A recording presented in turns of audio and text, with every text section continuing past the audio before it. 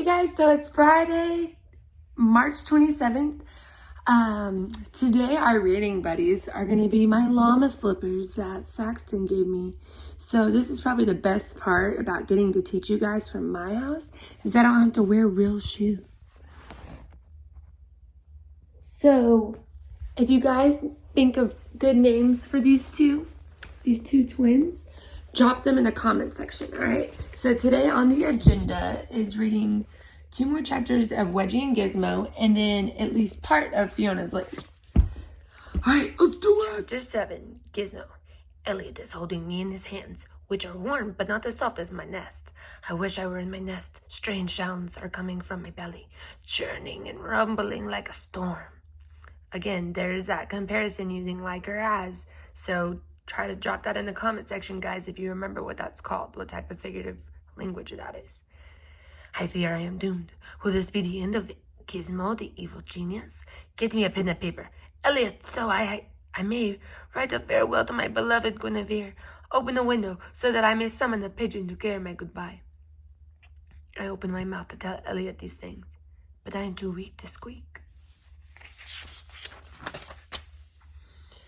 Alas, what a tragedy. The cavies were waiting for me to become their king, to rule their cavy world, but if I perish, they will never have a king. They will never know the glory of leaving their cages and living free. My belly makes another disturbing sound. What has happened to me? I was eating those delicious marshmallow shapes, and then I was struck down with some kind of sickness. It is a mystery, and not even my evil genius mind can solve. Perhaps I caught a virus from that drooling canine. He sticks his nose into everything, and then he sticks it onto me. Sticks it on me, spreading to who knows what kind of germs. Yes, this is his fault. Elliot carries me into a smaller room. I feel so bad. My tummy gurgles. Dad, I'm worried. Gizmo looks terrible. He'll be okay. The doctor will be here soon. I look around. There are posters on the walls. One reads, exercise your dog at least 20 minutes a day. What is wrong with dogs? Why can't they exercise themselves? Another is, don't feed people food to your pets. That doesn't seem fair. Why don't humans want to share their food? I have many questions, but I am too sick to talk. I roll over in Elliot's hands. I close my eyes and begin to dream that I am back at Swampy's pet shop. That is where I learned to read. Mr. Swampy had a parrot, and he spent an hour each morning teaching the alphabet to... So I'm just going to zoom in on these signs. Exercise your dog at least 20 minutes a day. Don't feed people food to your pets.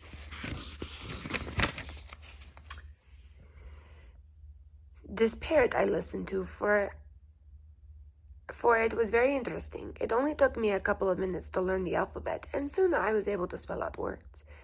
It was then I discovered that the lining of my cage was covered in interesting articles. I began to read. I enjoyed the restaurant reviews, so I also liked the classified ads, where you could buy everything from furniture to cars. Even animals were for sale. I was horrified to learn that we cavies cost much less than canines. Why would a human pay more for a dog? How troubling. I read the articles quickly, but then I asked the chameleon to read me his, but I discovered that he could not read. In fact, none of the other animals could read. They could not gather information from their cage listings. They just pooped on them. I was unique, different. That is what I realized. I was a genius. I wanted to share my talent with Guinevere while she wallowed on her wheel. So there's the parrot that teaches them the alphabet. There's Guinevere on her wheel, and there's Gizmo reading all the information together.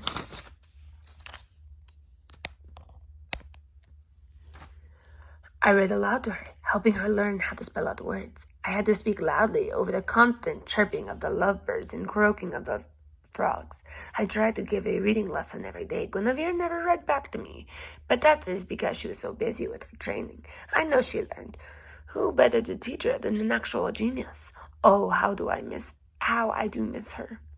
I open my eyes. Another human has entered the room. Hello, I'm Dr. Pine. What's your guinea pig's name? His name's Gizmo. He's very overweight. What have you been feeding him? Timothy hay, alfalfa pellets, carrots, apples, and broccoli. Those are the right things, but he got loose, so he might have eaten something else. Please put him on the table, and I'll take a look. Elliot places me on the table. On the cold metal table, I shiver. Then the doctor presses something against my tummy. Alas, what dodgy is this? I try to bite her, but she is quick. Oh, foul creature, leave me alone. She does not obey. Instead, she announces that she is going to give me an x-ray. I have read about these devices. In Elliot's comic book, x-ray beams are shot at evil villains to disintegrate them. I must make my escape. When the doctor picks me up, I try to pry open her fingers with... There he is with a stethoscope, trying to bite it. My nose, but her grip is tight. I squeak, I grunt, I poop in her hand, but she does not care. She carries me into another room and sets me on the basin. The sides are slippery. I cannot climb to freedom. She steps away. A humming sound fills the air. A light flashes. I hold my breath.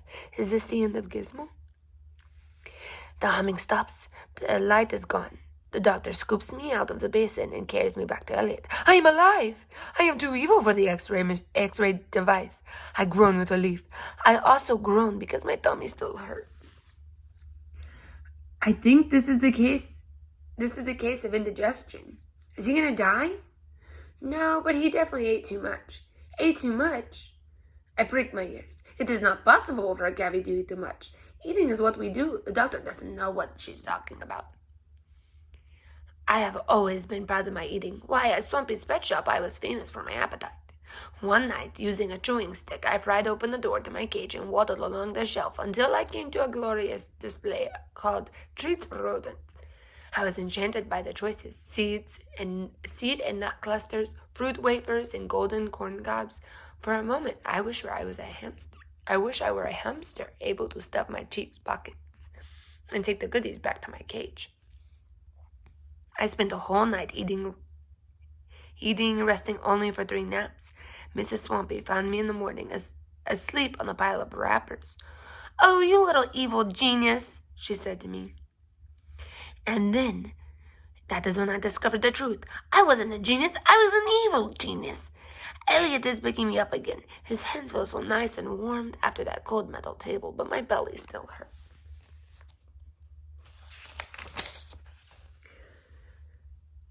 Keep him on a strict diet of alfalfa and water for a few days.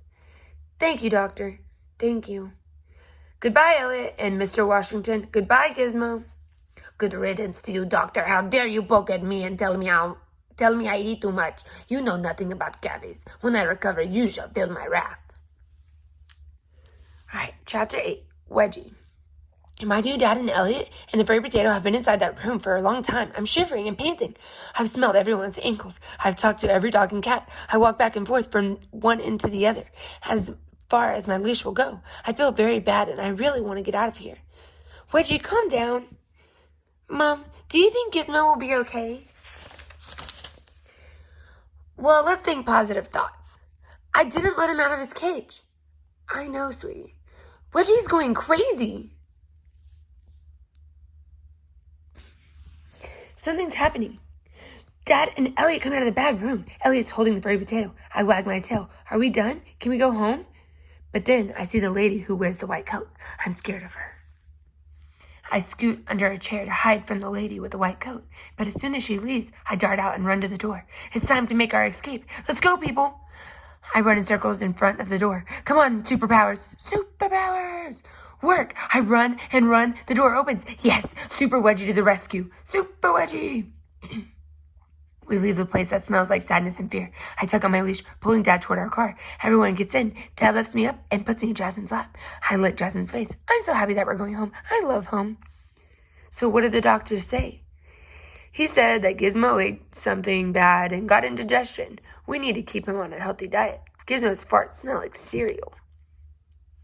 He could have died. I'm not letting Jasmine take care of him anymore.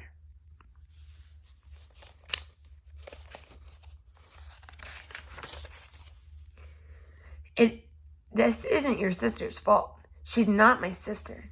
The car begins to drive. Jasmine wraps her arms around me and squeezes. I lick a tear off of Jasmine's face. Don't be sad, Jasmine. Super Wedgie opened the door and got us out of that bad place. We're going home. Oh man, chapter's over. Sorry guys, today was kind of short, but we do have another read aloud that I will post right after I post this one.